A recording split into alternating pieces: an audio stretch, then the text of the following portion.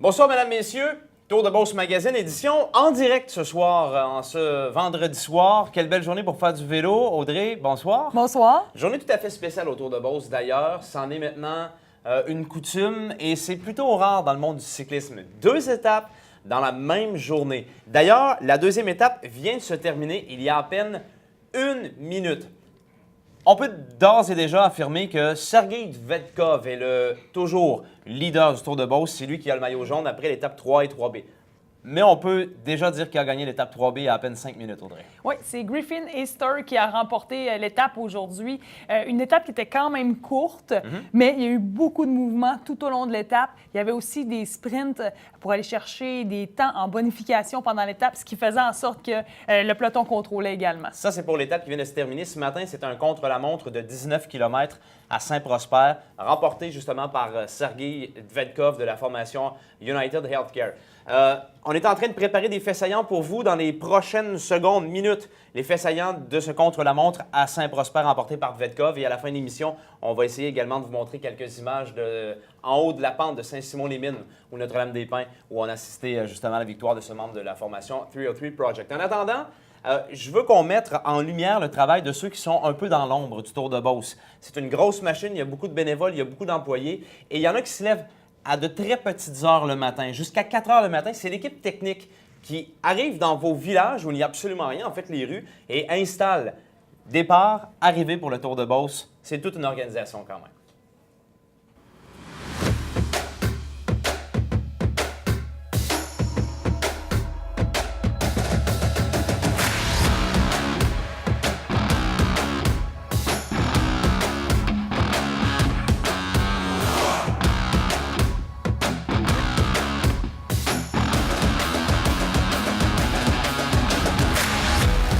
Serge Poulain, grand Manitou, le directeur technique du Tour de Beauce. Il y a pas mal de logistique dans toute cette organisation pour accueillir les cyclistes dans les différentes municipalités où vous habitez. Serge, la journée... OK, d'abord, ton équipe, vous êtes combien à travailler sur le Tour de Beauce au niveau technique? L'équipe technique, on est 6 personnes. On est 6 personnes. On a 2 heures pour monter le site. Ça coûte 2 heures monter un site. À 6, on est capable de livrer. Ça commence à quelle heure? Aujourd'hui, disons, on est vendredi, il y a 2 étapes, c'est particulier. Vous commencez à quelle heure, puis vous couchez à quelle heure? On a commencé, on est parti... moi, je me suis levé à 24h, 4h30 à peu près. La caravane, on est parti à 6h, 5h45 de l'hôtel de ville pour aller à Saint-Prosper. On est arrivé, quand on compte la montre, c'est excessivement difficile parce que le territoire est grand. Il faut aller sur la route aussi. On a tenu. Ce soir, on devrait terminer sur le coup de 9h30, de 21h30, qu'on devrait finir de ramasser tout. Un petit débriefing, un verre peut-être à la fin. Hey, on est en Beauce après tout. Là. Oui, tout à fait. Un verre à la fin, pas un verre pendant, mais un verre à la fin. On est sérieux sans se prendre au sérieux, fait que... On s'amuse, mais ce soir, on va bien dormir, ça c'est certain. Mais demain, on repart à 7h30 demain matin, on part pour Québec. Donc, sur le coup de 6h demain, il faut repartir la machine. Et puis, ainsi la suite. Et c'est comme ça jusqu'à dimanche. Écoute, j'ai envie de te dire bravo pour ton implication, puis je te souhaite une bonne fin de Tour de Beauce. Merci à toi.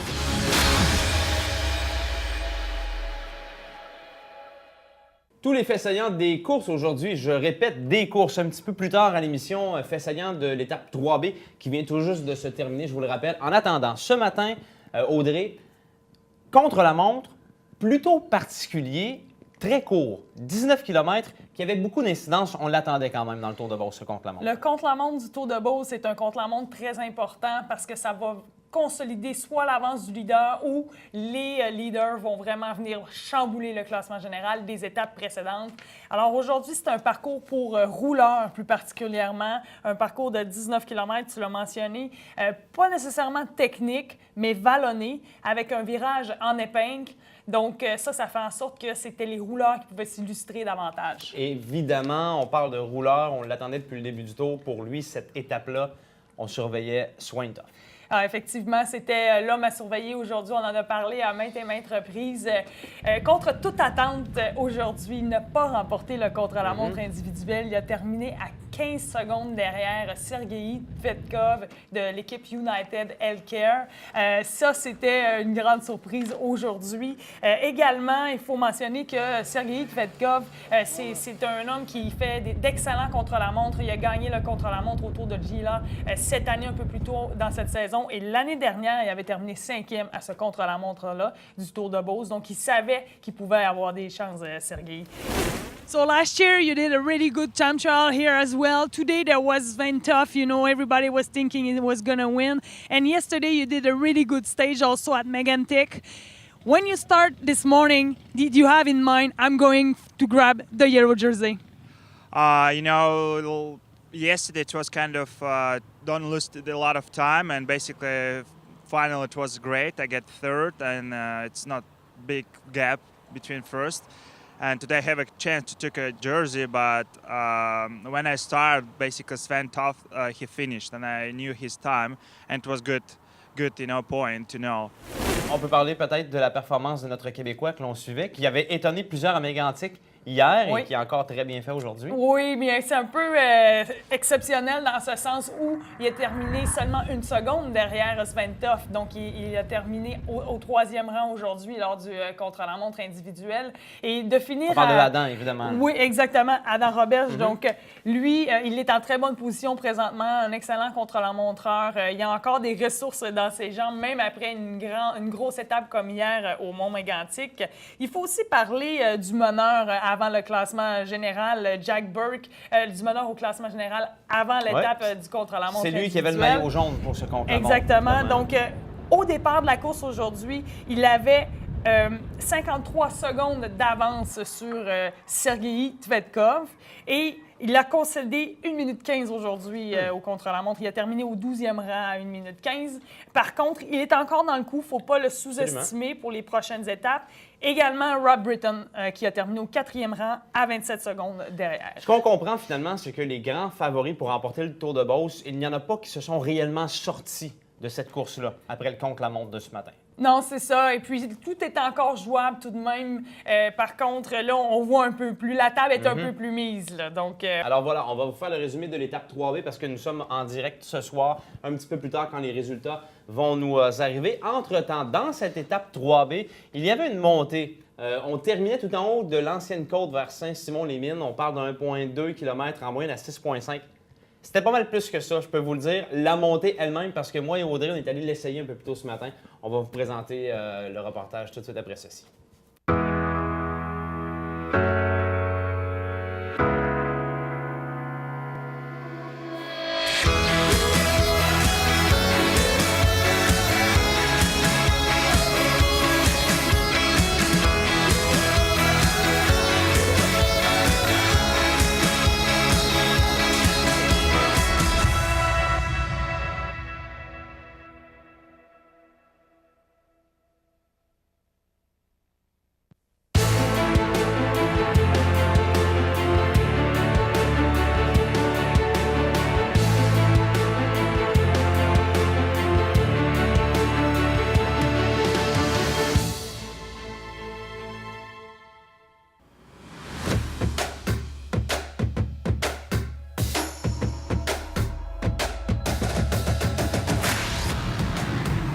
Bon, alors c'est parti.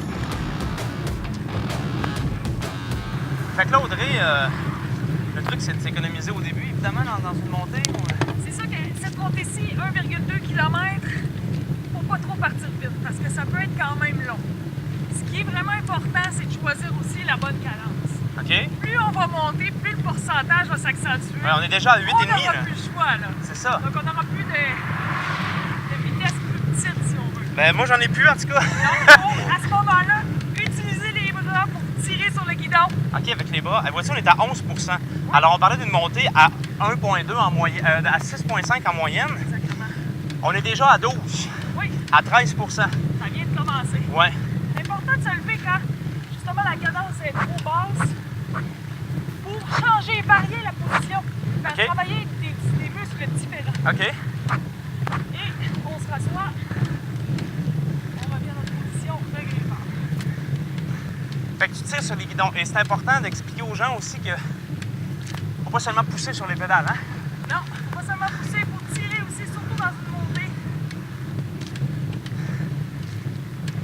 Et là, on regarde loin devant. Quand on voit le sommet, on peut commencer à gérer aussi l'effort.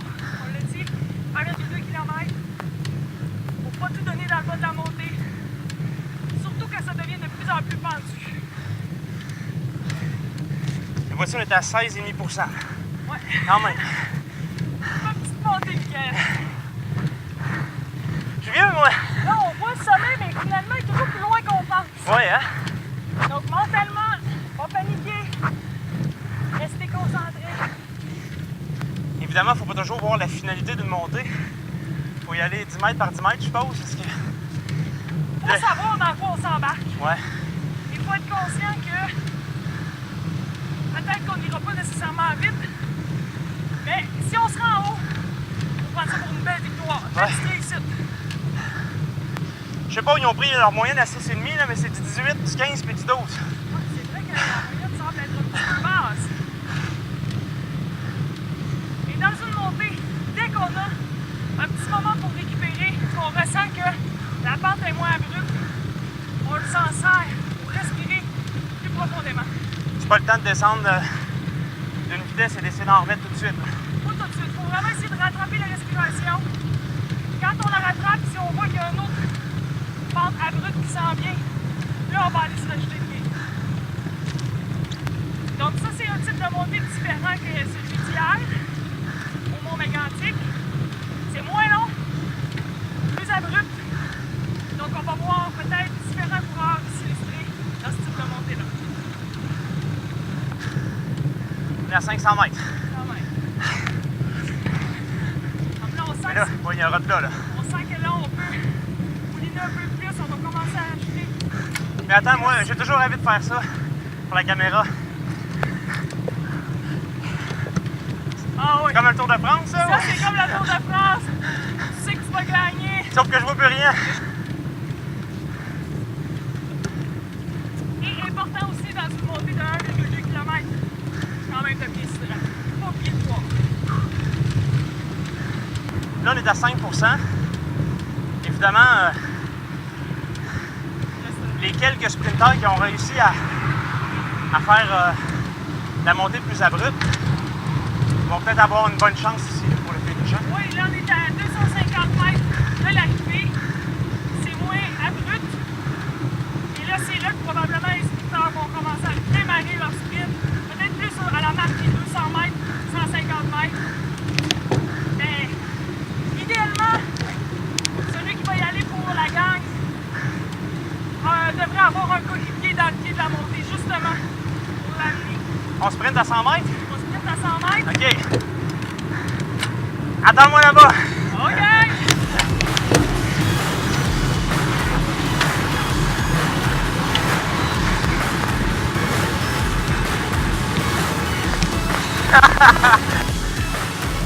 Yes!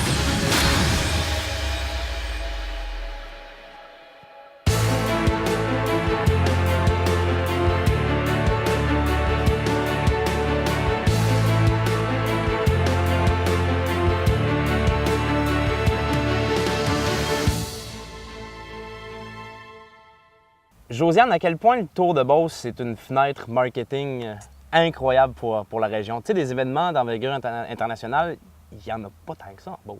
Il y en a quelques-uns, en ouais. fait, mais des semaines, des événements où la région est bondée, où les établissements hôteliers sont pleins. Eux, on peut les compter sur le doigt d'une main, en fait. Donc, c'est une grande fierté que le Tour de Beauce se tienne en Beauce. C'est un gros rayonnement pour la région. Belle vitrine pour beaucoup de visiteurs potentiels. Est-ce que, puis s'il n'y a pas de réponse, il n'y en a pas, mais est-ce qu'on est capable de chiffrer un peu ces retombées-là ou c'est difficile? En fait, ce qu'on est capable de savoir, c'est qu'un visiteur qui vient pour de l'événement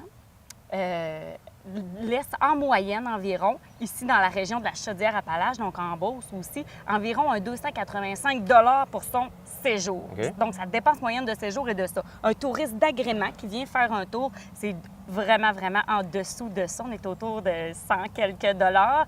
Donc, à cause de sa durée du séjour qui va être écourtée.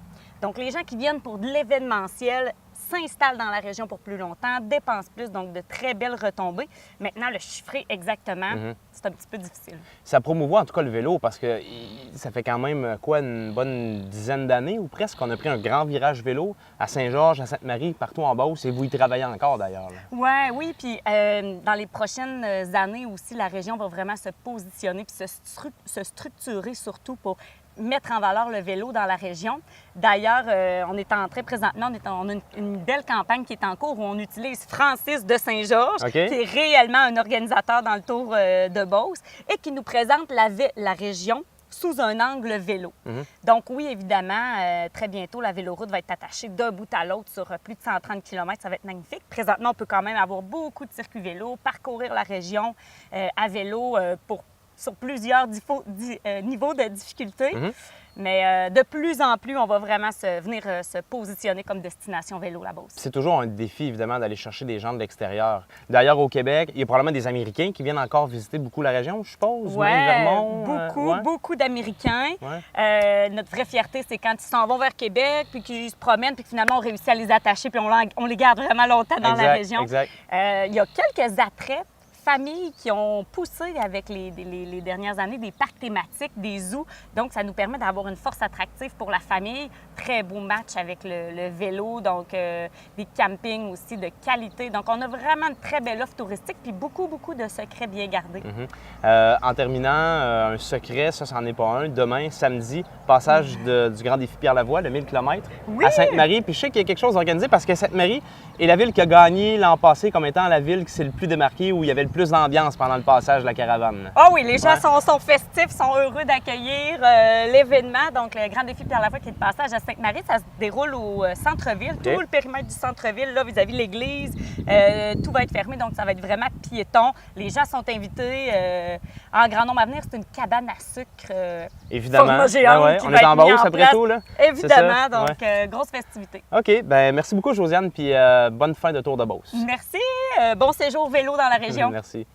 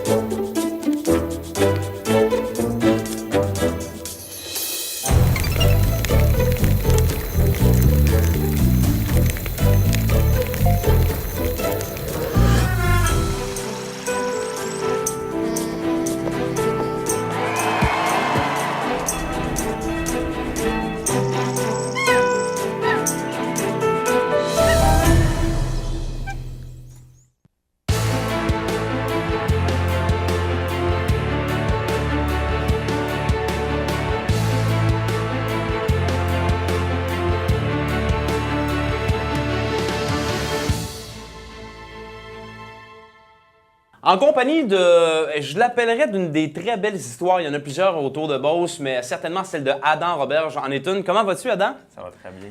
Audrey, il a des résultats, ma foi, exceptionnels, étonnants peut-être pour plusieurs depuis le début du Tour de Beauce. Là. Pas que les attentes n'étaient pas là de ton côté, mais quel Tour de Beauce jusqu'à maintenant? Hein? C'est sûr que Adam Roberge, il fait son entrée là, chez les professionnels. Il a déjà participé au Tour de Beauce en 2016, son premier Tour de Beauce. Mais l'année passée, champion canadien chez les moins de 23 ans, à seulement 36 secondes de Sventov. Ta progression aujourd'hui, après le contre-la-montre individuel, à 1 seconde de Sventov. Tu es présentement deuxième au classement général. Tu as la capacité, mais comment tu te sens par rapport à ça? Parce que peut-être que c'était plus ou moins ce à quoi tu t'attendais. Oui, c'est sûr que c'est une très belle surprise. Je suis excité. Je suis pas mal convaincu que j'ai la meilleure équipe ici alentour de moi. Fait que c'est sûr qu'on va faire du mieux qu'on peut pour au moins conserver la deuxième place ou gagner au général. Puis ouais, je penserais pas que c'était une surprise. Je le voyais déjà en entraînement que j'avais les capacités, mais c'est sûr que ça fait du bien que ça se concrétise enfin en course. Là. Parce que, rappelons-le, Adam, pour l'épreuve de Mégantic, a terminé 4e au classement de cette étape. 3e, tu l'as dit, Audrey, à écoute, des poussières de secondes de Swain Tough. Tu as fait presque le même contre-la-montre d'un des plus grands contre-la-montreurs de l'histoire du vélo au Canada. Ouais. Écoute, Adam, c'est pas rien ce que tu as accompli ce matin quand même. Ouais, c'est un honneur de partager le podium avec lui. Là. Ouais. Est-ce que le fait que ça a été un court contre-la-montre t'aide? Non, je dirais pas ça. La plupart du temps, moi, j'aime ça quand c'est long. Là. Quand c'est en haut de 30 minutes, c'est pas mal là que j'aime le mieux les contre-la-montre. Donc, c'était correct. Là. 24 minutes, c'est pas mal dans les temps que j'excelle. Mais, ouais, je te dirais que la parfaite distance pour moi, c'est à peu près 30 km. 30-40 km.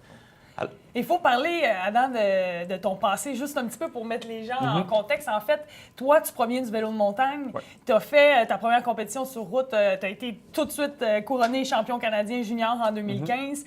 Parle-nous un peu de ta transition puis aussi de ta progression ultra rapide sur la route. Ouais, avant, je faisais du vélo de montagne. Je viens des Laurentides, fait que c'est très populaire dans les Laurentides, le vélo de montagne. Puis, je faisais tout le temps un peu de vélo de route quand il n'y avait pas de course de vélo de montagne. Puis avec mon coach, j'avais décidé de faire les championnats canadiens. Puis ouais, c'était vraiment une surprise. Là. Hier, c'était pas tant une surprise, mais ça, c'était vraiment une surprise. Puis ça a juste à donner que l'équipe canadienne m'a offert un poste pour participer au championnat du monde cette année-là, puis aller courser en Europe. Fait que j'étais comme, je vais prendre l'opportunité, puis je vais voir qu'est-ce que ça mène. Puis je pense que j'ai vraiment trouvé ma niche dans le vélo de route. Là. Lorsqu'on parle de surprise et de belle histoire, tu as travaillé dur pour avoir des résultats très différents. Présentement, tu es 2e au classement général, mais historiquement, au Tour de Beauce, ça n'a pas toujours été le cas dans le top 5. Là. Adam, raconte aux gens. Non, ma première année au Tour de Beauce, les 2 premières étapes, ça a été les plus dures courses que j'ai jamais faites dans ma vie. J'étais tout le temps d'un dernier dans le vent à essayer de juste tenir la course. Puis le contre-la-montre, ça avait quand même bien déroulé, là. Mais le critérium, ça m'avait tout pris pour finir dans le premier groupe. Puis, il n'y a pas si longtemps, tout ça, là? Non, c'est il y a 2 ans. Il y a 2 ans, imaginez. Puis, la dernière étape, ça a été vraiment... Ça m'a pris toute la volonté du monde. Il y a, un cycliste de Cycling Academy, une équipe qui maintenant qui est rendue pro-continentale, avait eu un flat au 2e tour, puis moi, j'étais déjà largué du peloton. Donc, j'ai juste roulé avec lui à 2 pendant toute la course, pendant 3 heures. Puis, j'ai fini dernier de l'étape. Puis, j'ai été le dernier qui a fini le Tour de Beauce, 58e sur 58. Imaginez, il y a 2 ans, cet homme-là a terminé dernier du Tour de Beauce. Puis là, il reste l'étape 3B au moment où on enregistre cette entrevue. Le critérium de samedi, par la suite, la grosse étape de dimanche. Tu pourrais faire un podium Tour de Beauce. Le dernier à podium en 2 ans. Faut pas se décourager, je pense, dans le vélo, hein? Non, c'est sûr que... Mais comme je dis, je pense pas que c'est la forme qui a tant changé. OK. Mais l'expérience, la confiance, ça fait vraiment une grosse différence. Ouais, tu continues à travailler fort, puis ça va débloquer. Ouais. Et là, Adam, on va parler un peu de ce qui s'est passé dans les étapes précédentes. La première étape, il y a eu ton coéquipier en échappée très tôt dans la course. Ensuite, toi, tu as rejoint cette échappée-là. Tu as été quand même actif hier au Mont-Mégantic, aussi très actif en début de course. Tu as terminé de belle façon aussi en haut du Mont-Mégantic. Aujourd'hui, un contre-la-montre très dur. Comment tu te sens, là, les jambes présentement? Il reste 3 étapes au moment où on se parle. Tu as une bonne équipe autour de toi. Tu es confiant que tu peux aller chercher quelques secondes encore pour aller peut-être au classement général? Ouais, là, c'est sûr que la récupération est très importante. Là, on est vraiment chanceux. Là. Je pense qu'on est les meilleurs massos aussi. Là. Fait que, on va me faire... c'est la partie le fun, ça. Ouais, c'est ça. C'est la partie c'est le fun. ça. Puis, je vais aller faire une sieste, puis sûrement un bain de glace après. Puis, on va... c'est ça. Rendu là, je suis la routine, puis j'espère pour le mieux. Bien, on espère pour le mieux pour toi également, Adam. Dans la jeune vingtaine de Prévost, de dernier au Tour de Beauce il y a 2 ans, à coureur qui ne devait pas être au Tour de Beauce cette année, à 2e au classement général à mi-Tour de Beauce. On te souhaite tout le meilleur du monde pour les prochaines journées, Adam. Merci beaucoup. Merci. Oui, bonne fin de course. Merci.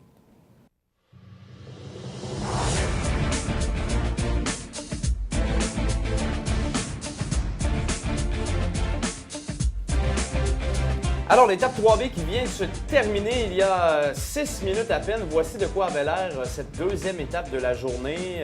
Départ réel donné à la sortie de Saint-Georges, direction Saint-Martin, pour traverser le pont à Saint-Martin, direction Saint-Honoré. On revient du côté de Bavoulouéas-Saint-Honoré et par la suite vers la droite, Saint-Benoît. Et de Saint-Benoît, on retourne vers Saint-Georges pour descendre la côte des 40 Arpents. Vous connaissez le coin, évidemment. Virage à gauche le long de la rivière Chaudière. Virage à droite sur le pont Notre-Dame. Et la dernière montée finale, l'ancienne montée vers Saint-Simon-les-Mines. C'est ça qu'avaient l'air les 77 km qu'ont parcouru les cyclistes aujourd'hui. Et disons, Audrey, que le peloton n'a pas voulu donner trop d'échappées en début de parcours. Hein. Oui, c'est ça. Au début du parcours, au kilomètre 36, là, il y avait déjà eu plusieurs tentatives d'échapper. C'est certain qu'il y avait une stratégie derrière ça. Ils ne voulaient pas laisser partir tout de suite des hommes en échappée parce que ceux qui mènent au classement général avaient une possibilité d'aller chercher des bonifications en temps lors des sprints intermédiaires. Donc, au kilomètre 40, il y a eu une autre tentative. 11 coureurs se sont détachés du peloton. Et par la suite, juste pour dire, là, il y avait 44 km de fait, ils ont fait ça en 1 heure. Donc, la vitesse était très, très, très rapide. Et quand les 11 coureurs ont été repris, les 2 sprints intermédiaires étaient terminés dans la course. Donc, ils les ont laissés partir 2 coureurs sur la route, dont le gagnant Griffin Easter de Project 303 et Jonathan Brown de Exxon Hagen Berman qui ont été en échappée jusqu'à la fin. Avec 20 km à faire, ils avaient 2 minutes d'avance sur le peloton. Avec 5 km à faire, 1 minute 15, et là, ça a fondu. Et au dernier 500 mètres, ils avaient seulement 10 secondes d'avance sur le peloton. Donc là, ça a fait en sorte qu'ils ont réussi à se rendre jusqu'au bout et ils ont terminé dans le coup. Et on croyait bien que le peloton allait rattraper cette échappée à un moment donné. C'est à se demander si on n'a pas sous-estimé un peu la difficulté de la montée finale vers Saint-Simon-les-Mines. C'était très, très, très abrupt. On l'a fait, vous l'avez vu dans le reportage, du 12, du 15, du 19 %. Et par la suite, il y avait un replat et c'est à cet endroit que les deux cyclistes en ont probablement déterminé et ont sprinté en ont départagé, sprinté pour la victoire finale. Alors, 303 Project, de toute façon, ça ne change pas grand-chose au classement général, ce qui est arrivé aujourd'hui. Il y a eu quelques secondes de récupérer à gauche et à droite. Sergei Dvedkov est toujours en jaune. Oui, Sergei il a réussi à aller chercher justement des secondes en bonification lors du 2e sprint intermédiaire. Et aussi, Adam Roberge est allé chercher des secondes en bonification. Donc, ils ont joué le tout pour le tout parce que dans cette étape-ci, justement, comme tu l'as mentionné, il n'y a pas grand-chose qui peut changer. Mais par contre, il faut être vigilant. Il faut aller chercher les secondes qu'on peut aller chercher. Et c'est ça. Donc, ils l'ont fait avec brio. Donc, le classement qui ne reste pas. Seulement à noter que Rob Britton a réussi à venir se hisser dans le top 3 du classement général. Un homme très dangereux. Alors, les favoris, ils sont, ou presque. Sergei Dvedkov a toujours le maillot jaune de leader, alors que vous voyez comment ça s'est terminé au sprint tout en haut de la côte de Saint-Simon-les-Mines. Des images qui viennent tout juste de nous parvenir. Alors, c'est de cette façon que ça s'est terminé, cette étape 3B. Alors, je vous le rappelle, Sergei Dvedkov est toujours premier au classement général, suivi de... Quelle belle surprise. Adam Roberge. Oui. C'est à croire qu'ils tiendront le coup, ces trois-là, et Rob Britton par la suite. Celui-là, on l'attendait, c'était un des favoris pour le Tour de Beauce 2018. Oui. Demain, Audrey, c'est le Critérium dans les rues de Québec. Est-ce qu'on peut dire que ce serait étonnant que le classement général soit bousculé après cette étape? Oui, ça serait étonnant demain que le classement général soit bousculé parce que, en fait, dans un critérium, le but, c'est justement de protéger les coéquipiers. Donc, on voit maintenant à l'écran le classement général. Donc, je crois bien que tous les leaders de ces leaders, tous les équipiers de ces leaders vont justement les protéger demain pour le critérium. Pour le Critérium de Québec. Alors, Dvedkov, Robert, je vous l'avais vu. Et Britton, et par la suite, je pense qu'on devrait faire le gagnant dimanche lors de cette étape qui est toujours un peu folle dans les rues de Saint-Georges. Alors, comment suivre tout ça? C'est ici même, sur la page Facebook du Tour de Beauce, à nous TV, sur la page YouTube également du Tour de Beauce. Tous les détails y sont. Merci beaucoup, Audrey. Merci, Mickaël. On va se retrouver demain après le Critérium de Québec, l'étape numéro 5 de ce Tour de Beauce 2018. Bye bye. Bonne soirée.